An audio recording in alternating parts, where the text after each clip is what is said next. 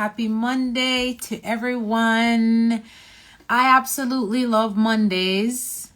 Not for the same reason you hate Mondays, which is, you know those people who say, oh, I'll start doing this, but I'll wait till Monday, and then Monday comes and you regret the fact that you said you'd wait until Monday and you probably didn't do it. But anyway, let me not go too far off tangent, but I love Mondays. Happy Monday. Welcome to day 6 of going through the Proverbs with a proverb a day. Without further ado, let's get into it. Okay. So a couple of things stand out to me here with this Proverbs 6. And there are a few words of wisdom to live by when it comes to paying debt, when it comes to signing contracts with people who you thought were your friend but are not. And there's an admonition to quickly remove your name from wherever you've decided that, I'm going to do it. This has a lot to do with commitment as well. The first time I read this, I was completely convicted because I had committed to helping a friend with something, and I was like, she was going through a lot. I was going to be on the island. This is when I was living in the States, and I committed to spending some time with her. And then I kind of fell short of those commitments, and I felt really terrible. But God is very big on when you give your word and sticking to your word. And so a big thing in the kingdom of God is being decisive, being integrous, being, those things. Because when you have integrity, you're dependable, right? And God needs dependable people in this kingdom and this end time army that he is forming. And so it says here in the first few verses of Proverbs 6, if you co-sign a loan for an acquaintance and guarantee his debt, you'll be sorry that you ever did it. You'll be trapped by your promise and legally bound by the agreement. And that's the part that really convicted me, being bound to an agreement and deciding already to commit to something and not following through. He continues to say, quickly get out of it if you possibly can. Swallow your pride. Get over your embarrassment and go tell your friend, in quotes, that you want your name off the contract. He then continues to tell us, don't put it off, deal with this immediately. So there's this idea that there is urgency attached to ensuring that your commitments and your agreements are not one out of haste, are not one out of impulsivity, or for many of us from people pleasing, right? A lot of people make decisions because we don't want to look bad to the person, or we don't want to feel guilty.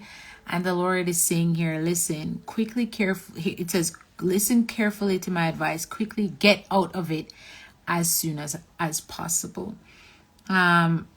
And the note that I have here is that we need to be careful in making financial obligations with people who don't hold up their end of the bargain. The big theme of Proverbs 6 that I'll talk about, even though there are different sections to it, is this idea of value. There's a lesson here to be learned in this proverb, and God uses the workmanship and the lifestyle of an ant. An ant. And it tells us to look at the life of an ant. It says, first of all, there's a rebuke for people, and he's calling us lazy. It says, when you're feeling lazy, come and learn a lesson from the ant. You lazy bone, come learn from the examples of the ant and enter into the world of wisdom. So there's something to learn here. I think even a posture, right? Because to learn from an ant, to study an ant, means what? You have to get really close. There's a posture to studying the nature of the ant. Where do ants normally crawl? on the ground. So there's a posture here again of humility, to be low to the ground, to be seen very carefully, to be seeing the ant very closely. It says the ant has no chief, no boss, and no manager. It has no one to tell them what to do. So the idea here is that I believe that I get from this as well is that when we're being lazy, he says to pay attention to the ant. The ant has no boss, no manager, nothing. God is calling us to be entrepreneurs. I mean, we can argue this out, but I believe that the reason why, as I mentioned in Proverbs 1, if you've been tracking with me, God had me read through the Proverbs as he spoke very clearly to me to get wisdom and get understanding, was when he was shifting me from a place of being an employee to an entrepreneur. And so there were principles of someone who earns their own, who manages their own time, their own money, and a value system that God was inviting me into, and that of an entrepreneur. So it says the ant has no chief, no boss, no manager, no one to tell him what to do. You'll see them working and toiling all summer long. Why does the ant have a season where they're toiling, they're working, and they're making sure that their craft, whatever it is that they're called to do, is being done in this particular season? They're being prepared. This is a preparational season for them. Oftentimes, even in my own experience, where I have felt like I am just doing the nothing is happening as an entrepreneur, I spend more time doing and working and learning than I am making any money. And the idea here is preparation. And it says, you'll see them working and toiling all summer long, stockpiling their food in preparation for the winter. So there's a foreknowledge that the ants have, why it's important for them to spend a certain period of time working, building skills, learning things, sometimes volunteering, doing things, just going through the rhythm of of what it is that they need to do, stocking up accordingly, going back and forth. If you ever seen an ant trail and you see how they just, they're trailing along in preparation for what is to come. So when we're lazy, the rebuke here is, you're lazy. Go and look at the ant. What is the ant doing? Preparing itself for something to come. It says, so wake up, you sleepyhead. How long will you lie there? When will you wake up and get out of bed? If you keep nodding off and thinking, I'll just do that later, or saying to yourself, I'll sit back a while and take it easy, just watch how your future unfolds. Even before coming on here, I'm gonna tell you the truth, it's 2:30. I did not want to come here. But I believe personally, if you're watching this, you're openly watching my process right now. There is going to be a time where this comes a little bit easy for me. It's not something I have to work my way up to doing. I schedule myself to do this between 12 and 1 o'clock. But because I really don't want to do it, I just waste a lot of time. And so I'm feeling the blunt of this rebuke today, where it says, if you're feeling lazy, learn from the ant. So some practical things to do in this moment is to, when I'm done here, continue to watch videos to train up myself from people who are doing the things that God has called me to do, that God is calling me to do. I have food in my teeth? No. And because everything that God has me doing right now is in preparation for where he's taking me.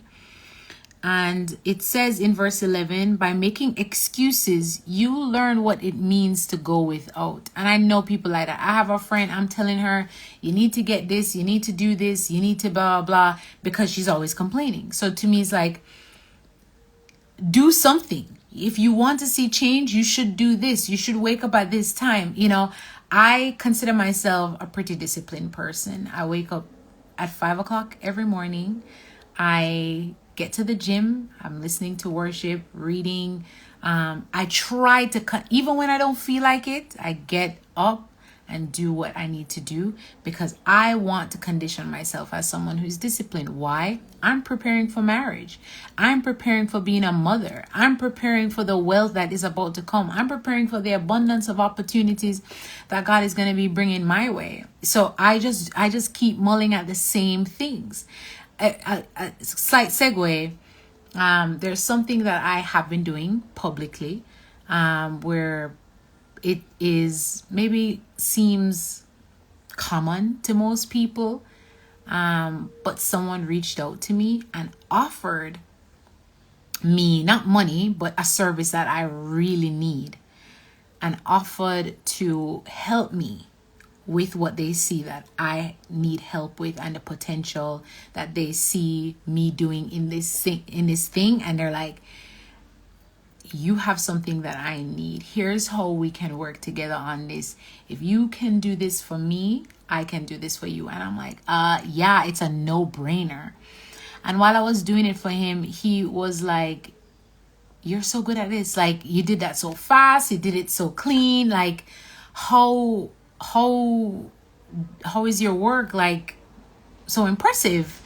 And I said, I've been doing this for a little while. I may not have the response that I want to get from people, or I may not be pulling the clients that I'm seeking, but God has had me doing this thing for a while. And he was completely impressed, even though for me, it's just a really simple thing at this point.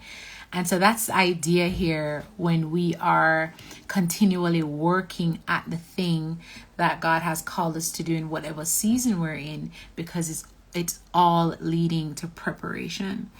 I want to talk about the seven things that God hates. It says there are 6 evils God truly hates, and a 7th that is an abomination to him. Putting others down while considering yourself superior.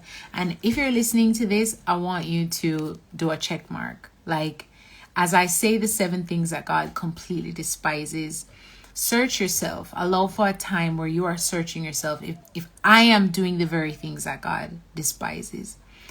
So 1, he hates someone who puts others down while considering themselves to be superior. He hates someone who spread lies and rumors. He hates someone who spills the blood of the innocent, including abortion. He hates someone who's plotting evil in their heart towards another. He hates gloating over doing what's plainly wrong. Like, that's the person who are like, oh yeah, I did that. Like, I did that. There's no shame. There's no remorse. There's no conviction that this thing is immoral or devaluable to God. I hate someone who spoke lies or false testimonies. And this can happen when you're not, you may feel like it's not really a lie because it's true about a person. But let me tell you something. One thing I had to learn is that God hates gossip. Okay? So even if it's true, even if you feel like it's true, let me tell you, God hates gossip. And then the last thing is stirring up strife between friends. And so the 7 things that God hates, a common theme about that is a divisive tongue. Think about it. The lies, the rumors, plotting evil, gloating about doing something that is wrong. It says that these are entirely despicable to God. So check yourself on that. Here's what I'll say in summary of chapter 6 of the Proverbs, and I wrote these in notes, so bear with me if I'm looking down.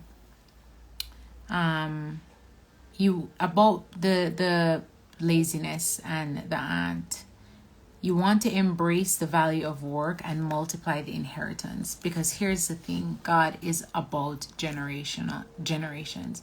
We serve a God who thinks, breathes, everything that he does is about legacy. His intention in a person, in an individual, is not just for you. So I even got the revelation recently that says Children, obey your mothers and your fathers so your days may be long. The days may be long that he's talking about is the days of your ancestral bloodline. Everything God does, everything he is after in an individual who has come to know him and accepted him as Lord and Savior in his life is about legacy. So when we value work, we're valuing God's ecosystem of legacy, his ecosystem of generations, and passing down that same value. So when he's admonishing us to not be lazy, what he's saying is, I need you to mull at this thing because it's something that I want you to then pass down. And then the idea about becoming more valuable is when people begin to learn and live these values, we become more value in ourselves, right? Once you know what your values are, then your decisions become a lot more easy. Once you know what your values are, then it's easier for you to say yes to the things that align with your core values and no to the things that don't align. And so God also sets us up where we have to focus on the right things and being a person of value and embracing people with good value, good moral value.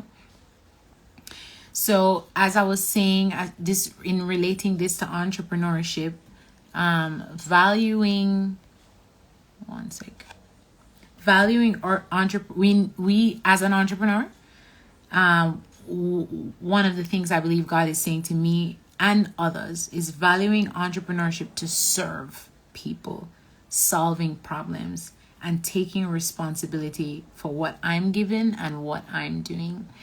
And so as God has called us to become people of value and to get up and not be lazy, to learn from the ant and to despise the things that he despises, he wants us to know that it's all about serving people, serving others, solving solutions in this earth so that we can raise up a legacy and a generation of children who are also serving others, who are solving problems and taking responsibility for what they're given and for what they're doing. I hope this blessed you. It will bless you even more if you read through the Proverbs for yourself. Take some time and allow the spirit of wisdom, revelation, and knowledge to meet you through the scriptures. Until tomorrow for chapter 7. Bye.